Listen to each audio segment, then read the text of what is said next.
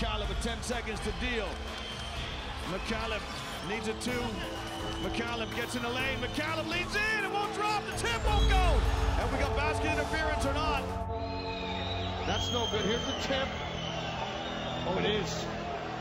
It's Bjelica who got his hands caught in the net.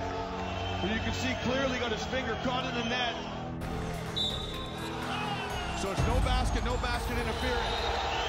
It looks like it's going to be out of bounds for Montenegro. What a wonderful game of basketball between two very skilled teams. And right now, sadly, it's marred by an incident. Tough games for both teams.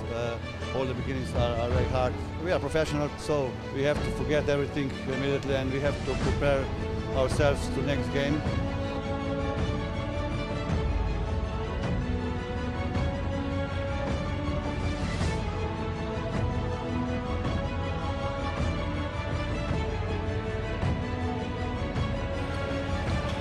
Samardziski with the flush.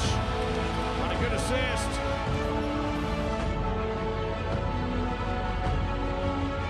McCallum now through the gears. Bo McCallum up and in. Filipowski with 5. Antich lets a 3 go.